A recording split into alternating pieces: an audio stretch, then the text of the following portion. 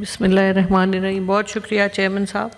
اور آج بہت مغرب ہونے والی ہے, ذرا اگر تھوڑا سا مختصر. مغرب میں نے کہا مغرب اس لیے میں پہلے سے کہا. جی سر, بڑی مہربانی. جی اذان کے لیے بریک دے دیں گے اور جو بھی جیسے بھی. اچھا, اب مجھے موقع ملا ہے. دیکھیے اس وقت پاکستان جن حالات میں ہے اور دنیا جن حالات سے گزر رہی ہے, خارجی طور پر پاکستان کے جس طرح سے اس وقت جو معاملات ہمیں درپیش ہیں, ان میں ایک تو خارجی معاملات ہیں جن کو میں بالکل بڑے کھلے دل سے, اور ہمارے لیڈر آف دی اپوزیشن نے بھی کہا ہے اور کہ اس وقت حکومت خارجی معاملات کو بہت اچھی طرح لے کے چل رہی ہے, مگر یہ ایک پل صراط ہے اور اس پل صراط میں دونوں طرف اور بہت ٹائٹ روپ ہے اور یہ کافی مہینوں سے چل رہا ہے. اور یہ آگے اب جو کل ہوا ہے اور جو آج ہوا ہے, تو اس کے رزلٹ میں اس کو ہم کیسے لے کے چلیں گے. اور جیسے مولانا عطاء الرحمن صاحب نے کہا کہ ہاتھیوں کی لڑائی میں چونٹیوں کی تباہی ہوتی ہے, تو ہمیں بہت کیئرفلی اس کو لے کے آگے چلنا ہے. ہمارے تو جی سوالات, ہم تو بہت چھوٹے لوگ ہیں, ہمارے سوالات اپنے ملک کے بارے میں. ہم کہتے ہیں کہ دنیا میں جو ہو رہا ہے اس کے بعد اب آپ کی دنیا ری سیٹ ہونے جا رہی ہے. اگر کسی کا خیال ہے کہ یہ 1 مہینے یا جب بھی یہ جنگ بند ہوگی تو حالات پہلے جیسے ہو جائیں گے, اب نہیں ہوگا. وہ دنیا ایک نئی ری سیٹنگ, ایک نئے دستور کی طرف جا رہی ہے. اور پاکستان 78 سال کے بعد اب پاکستان کا یہ وقت آ گیا ہے کہ ہم اپنی طرف دیکھیں اور اپنے معاملات کو ٹھیک کریں. دیکھیے پاکستان نے 1971 میں بھی امریکہ کو چائنا سے ملوایا, ہنری کسنجر صاحب کو ہم نے ایکسیس دی, رچرڈ نکسن صاحب گئے, لیکن پاکستان نے ہر باری اپنے قد سے بڑا ہو کے ایک اچھا رول پلے کرنے کی کوشش کی ہے.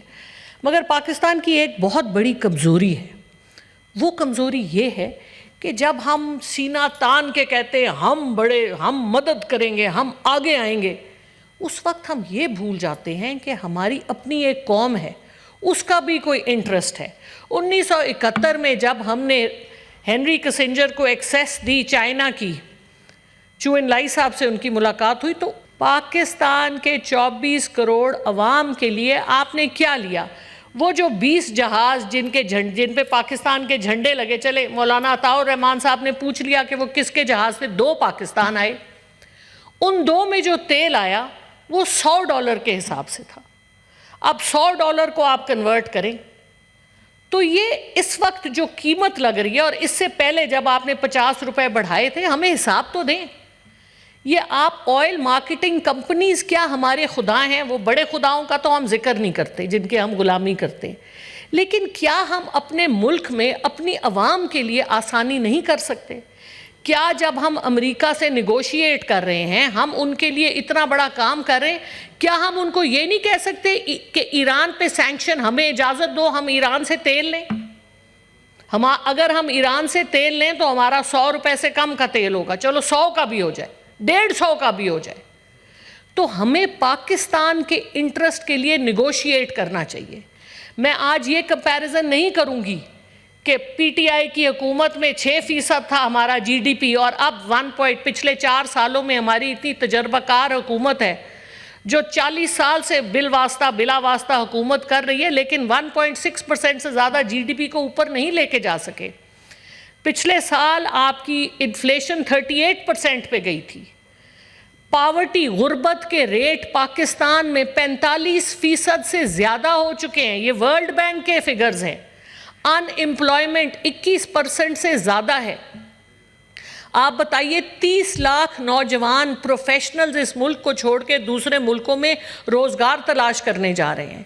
کرنٹ اکاؤنٹ ڈیفیسٹ آپ کا کدھر جا رہا ہے؟ آپ کی ایکسپورٹس گر گئی ہیں. فورن ڈائریکٹ انویسٹمنٹ جس تیزی سے پاکستان سے لوگ بھاگے ہیں, آپ کے پاس اس کی نظیر نہیں ہے. اسٹیٹ اونڈ انٹرپرائزز کو جو آپ نے پرائیویٹائز کرنے کی کوشش کی, اس میں آپ نے مفت دے دی پی آئی اے. چلو جی, ہم نے کہا چلو یہ چل جائے گی, اس کے اوپر ملک کا پیسہ نہیں لگے گا, لیکن آپ کی ان کے اوپر کوئی لیوریج ہی نہیں ہے. ہم دیکھ رہے ہیں, ہم ایکسپیکٹ کر رہے تھے کہ پچھلے 2 مہینے میں پی آئی اے کی پروازیں جائیں گی, کچھ ہوگا, کچھ بھی نہیں. اب وہ آپ سے اور سبسڈیز مانگ رہے ہیں, کیونکہ وہ کہتے ہیں کہ یہ بھکاری قوم ہے. اوپر بھی نیچے وہ بھی بھیک مانگ رہے ہیں کہ ہمیں سبسڈی دو تیل پہ. میری بات سنیں, یہ ہمارا ملک ہے سر, ہم نے اپنے ملک کے لیے کچھ کرنا ہے. شکریہ جی. سر اجازت. تو سر بات یہ ہے کہ ہمیں اپنے ملک کے عوام کے لیے کچھ کرنا ہے. سوالات تو پوچھے جائیں گے, بہت آسان نہیں ہے, اس وقت بہت مشکل پوزیشن میں ہے حکومت, اور اس وقت اتنی مشکل پوزیشن میں ہے, اور ہم ان کے ساتھ, ہم نے ان کے خلاف دیکھ لیں, آج ہم نے ان سے کوئی سخت بات نہیں کی, کوئی ہم نے ان کا احتجاج نہیں کیا. کیوں؟ کہ اب ان کو بھی دیکھنا چاہیے, اور اب وہ وقت آ گیا ہے کہ یہ ملک آگے نہیں لے کے چل سکتے, یہ پاکستان سب کا ہے. اس میں جب تک تحریک انصاف کو آپ آن بورڈ نہیں لیں گے, جب تک آپ عمران خان صاحب کو, آپ نے ادھر ڈاکٹرز کی ایکسیس بند کی ہوئی ہے, کیوں نہیں ان کے اپنے ڈاکٹرز کو جانے دیتے؟ اتنا تو آپ دکھا سکتے ہیں جیسچر. پنجاب حکومت کے نیچے ہے اڈیالہ جیل, کیوں نہیں کوٹ لکھپت میں ہمارے لوگ ہیں, ہمارے وہ لوگ بھی ہیں جن کو کوئی نہیں جانتے. ایک تو لیڈران ہیں بڑے بڑے, لیکن جو عام لوگ ہیں جن کے گھروں کے چولہے بجھ گئے کیونکہ وہ بچے جیلوں میں بند ہیں, تو سر ان کی طرف آپ 26ویں ترمیم لائے, 27ویں ترمیم لائے, آپ نے کہا جو کچھ آپ کرنا, آپ طاقتور ہیں, آپ نے کیا جو کچھ کر سکتے تھے, مگر ایک اللہ کا بھی نظام ہے. اس نظام کے تحت ایک سیکنڈ میں دنیا بدلتی ہے, اور جو کل ہوا جس کا اسحاق ڈار صاحب ذکر کر کے گئے ہیں, اس کے بعد اب آپ کے پاس چوائسز کم ہوتی جا رہی ہیں. تو آواز جو اس وقت دیوار پہ بڑا بڑا لکھا ہے کہ اپنے ہاؤس کو ان آرڈر کریں, اپنے ہاؤس کو تب ہی ان آرڈر کر سکتے ہیں جب پاکستانی قوم کٹھے ہوگی, اور پاکستانی قوم تب کٹھے ہوگی جب آپ پاکستانی قوم کا وہ لیڈر جس کو آپ نے جیل میں بند کیا ہوا ہے, اس کی طرف آپ اس کی ڈیٹس نہیں لگنے دیتے, آپ اس کے کیسز جو خارج ہونے, وہ 14 مہینے لگے القادر کیس کو, نیب کے پروسیکیوٹرز اس کی ہیئرنگ پہ نہیں آتے. آپ مجھے بتائیں یہ کس قسم کا نظام ہے؟ اور یہ سب آپ کے کنٹرول میں ہے. آپ خان صاحب کی ایکسیس نہیں ہونے دیتے, ان کی فیملی سے, ان کے لائر سے. سر جب آپ ہماری طرف سے آسانی چاہتے ہیں کہ ہم آپ کے ساتھ کھڑے ہوں, ہمارا ملک ہے, آپ ہم پہ جتنی مصیبتیں ڈالیں گے, لیکن یہ ملک ہمارا ہے, ہم چھوڑ کے نہیں جائیں گے, ہم یہیں کھڑے رہیں گے. ہم وہی نوالا ہیں جو ہم آپ کو یاد دلاتے ہیں کہ گلے میں ہی پھنسے رہیں گے, نہ باہر آئیں گے نہ اندر جائیں گے. شکریہ. تو اس لیے سر ہمارا حق ہے, ہمارا ملک ہے, ہمارے آباء و اجداد نے اس کے لیے بہت قربانیاں دیں, اور ہم اس ملک کے ساتھ یہ ظلم نہیں ہونے دیں گے. تو آپ جہاں آپ دنیا کے سٹیج پہ ایک اچھا رول پلے کر رہے ہیں, پاکستان کو عزت دلا رہے ہیں, وہاں جب تک آپ پاکستان کی عوام کے لیے آسانی نہیں کریں گے, یہ بتائیں یہ کیلکولیشن کون کرتا ہے؟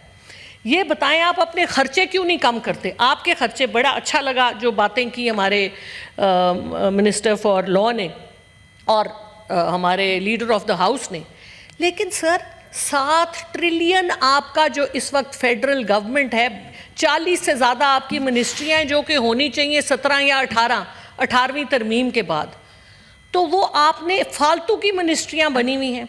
دنیا میں کسی بیوروکریسی میں بیوروکریٹ یا آفیسر کو گاڑی ہر 3 سال کے بعد نہیں دی جاتی. آپ سنگاپور میں دیکھیں, وہ گاڑی دیتے ہیں, وہ کہتے ہیں جی اس کی 4 قسطیں حکومت کرے گی, اس کے بعد یہ اس آفیسر کی ہو جائے گی گاڑی. انگلینڈ جو ہمارا بڑا ہے کامن ویلتھ, وہاں پر کار پول ہوتے ہیں. یہاں پر تو ایک کمشنر کے پاس ماشاءاللہ ایک وہ کون سی ہوتی ہے لینڈ کروزر, پتہ نہیں 8-10 کروڑ کی, ایک ان کے پاس دوسری 2-3 ہزار سی سی کی گاڑی جو کہ 3-4 کروڑ کی, وہ پھر ایک چھوٹی گاڑی گھر کے بچوں کے لیے. میرے والد بھی چیف سیکرٹری تھے سر, ہمیں ان کی جو آفیشیل گاڑی تھی اس میں بیٹھنے کی اجازت نہیں ہوتی تھی اگر وہ گاڑی میں نہ بیٹھے ہوں.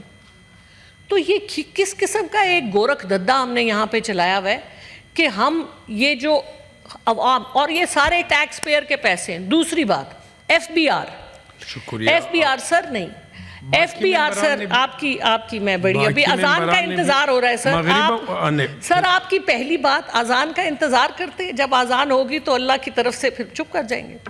سر ایف بی آر کا سوال یہ ہے کہ ایف بی آر اپنے جو ٹیکسز کلیکٹ کرنے ہیں ان میں اتنی بڑی شارٹ فال ہے, اور ایف بی آر کے بارے میں جو انٹرنیشنل جریدوں میں جو رپورٹ نکلی ہے کہ کرپشن ہے ایف بی آر میں, آپ کے ایف بی آر کے آفیسرز پٹیشنز لے کے آئے ہیں فائنانس کمیٹی میں کہ ان کے ساتھ جو پیئر ریویو ہوتا ہے، جو لوگوں کو جو انسینٹیوز دیے جاتے ہیں، اس میں نیپوٹزم ہے، اس میں لوگوں کا حق مارا جا رہا ہے، اس میں کرپشن ہے. اور سر یہ میں نہیں کہہ رہی ہوں، یہ دنیا میں خبر شائع ہوئی ہوئی ہے. تو مجھے یہ بتائیں، ابھی ہمارے بھائی نے کہا کہ ٹریڈر سے بات کریں. سر یہ وہی ٹریڈر ہے نا جو ٹیکس نہیں دیتے. سر ہم تو دیتے ہیں، ہم تو ذلیل و خوار ہوتے ہیں. اور سارے سیلریڈ جتنے یہاں پہ ملازم ہیں حکومت کے، خاص بڑے ملازموں کی بات نہیں کر رہی، گریڈ 14 سے نیچے والا مجبور ہوتا ہے، اوپر والے تو ماشاءاللہ بہت بڑے ہیں. سر جب تک آپ اکاؤنٹیبلٹی نہیں شروع کریں گے، آپ مجھے بتائیں آپ کے جو اس وقت گورنمنٹ کے ملازمین ہیں ان میں سے کتنے 20-22 ہزار ہیں جن کی ڈیول نیشنلٹیز ہیں. ڈیول نیشنلٹی سر، اور حکومت کے وہ اہلکار ہیں. سر یہ کیسے ہو سکتا ہے؟ اس کے اوپر کوئی ایکشن نہیں لیا جاتا. نہیں، ادھر اس کے بارے میں قانون لایا گیا ہے، اس پہ سر بتائیں نا، پھر ہمیں اس کا صاف کر کے بتائیں. ابھی ایک اور کہانی ہماری یہ چل رہی ہے کہ 3.5 ارب ہم یو اے ای کو واپس کر رہے ہیں.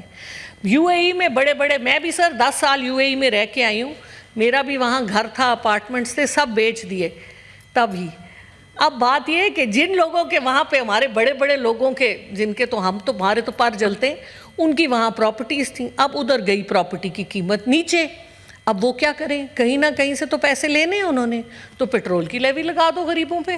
یہ ٹیکس دیں گے نا وہ کہیں، کیونکہ وہ پیسے وہ جو آپ نے 50 روپے بڑھائے تھے وہ ایکسچیکر میں تو نہیں آیا، وہ تو او ایم سی پتہ نہیں کس کے پاس، وہ کہیں ادھر درمیان سے ہی چلا گیا. تو سر یہ جو پیسے عوام سے لے کے غریب بچے، شیرخوار بچے کے دودھ سے پیسے نکالتے ہیں، آپ غریب کی موٹر سائیکل کے پیٹرول نکالتے ہیں، یہ 20 لیٹر سے اس کا کیا ہوگا؟ چلیں اس کو چھوڑ دیں. تو یہ جو پیسے ادھر ادھر سے اکٹھے کر رہے ہیں نا، یہ ہمیں پتہ ہے کہ یہ کن کے فائدے کے لیے جا رہے ہیں. اور سر آخری بات، ابھی اذان نہیں ہوئی، میں اذان کا انتظار کر رہی ہوں. سر آپ نے ویسے سینیٹر نور القادری صاحب کا بھی ٹائم لے لیا. سر کوئی بات نہیں، آپ نے کہا تھا اذان تک. تو سر بات صرف یہ، اچھا سر چلے let's talk about going forward. اگر میں اپنے بھائی اور اپنے بہنوں سے جو اس وقت حکومت میں ہیں، سر 2 باتیں پازیٹیو بات کرتی ہوں، میں کوئی نیگیٹو بات نہیں کرتی. میں صرف یہ کہتی ہوں کہ گوئنگ فارورڈ اب پاکستان کو ایک پیراڈائم شفٹ کی ضرورت ہے. وہ پیراڈائم شفٹ کیا ہے؟ وہ یہ ہے کہ یہ جو مانگے تانگے پہ چلنے کا سٹائل ہے نا، یہ اب نہیں چلے گا.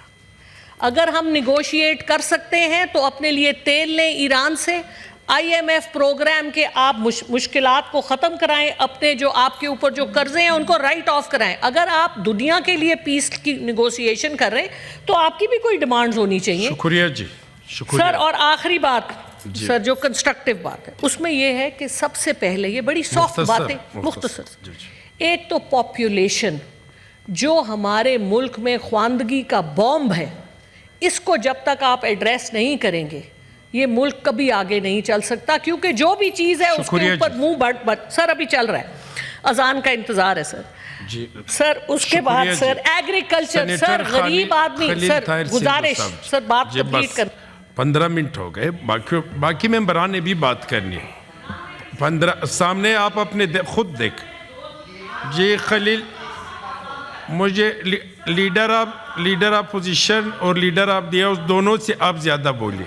جی سینیٹر خلیل طاہر سندھو صاحب مائک بند کرے جی پلیز. جی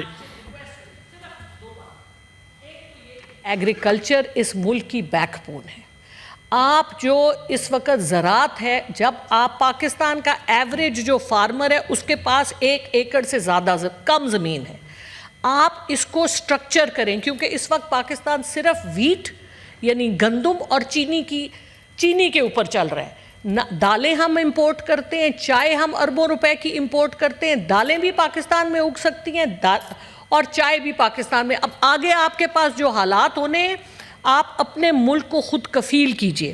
دوسری بات یہ کہ جو انرجی کا مسئلہ ہے، انرجی کے بغیر ایک طرف تو تیل ہے، دوسری طرف سولر. پاکستان فاسٹسٹ سولرائزنگ کنٹریز میں سے ہے، لیکن آپ نے جو پروزیومر بل لایا, جو پروزیومر آپ نے نئے ریگولیشنز لائے, ان کو آپ دوبارہ سے دیکھیے. بس یہ سر یہی مشورے بہت ہے. باقی اگر اللہ نے آپ کو موقع دیا باقیوں پہ سر آپ انرجی کی لاسٹ بات بہت امپورٹنٹ ہے کہ آئی پی پیز کا آپ فسکل آڈٹ کروائیے, کیونکہ آئی پی پیز کا اگر آپ فسکل آڈٹ نہیں کروائیں گے, اگر آپ فسکل آڈٹ کرائیں گے آپ کی آدھی سے زیادہ آئی پی پیز خود ہی بند ہو جائیں گی, کیونکہ ان کے اتنے بڑے بڑے گوشوارے ہیں بیچ میں کہ وہ بند کرنے پڑیں گے آپ کو.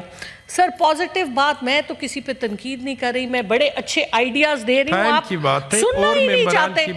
سر کسی نے کل مجھے کہا, میں نے جب آئیڈیاز اچھے سر آپ نے وعدہ کیا تھا, زبان آپ کی تھی, آپ نے کہا تھا اذان تک, مغرب کی اذان تک, میں نے کہا سیشن اذان, میری کیا آپ جی شکریہ. سر اب آپ بدل لیں تو کوئی بات نہیں.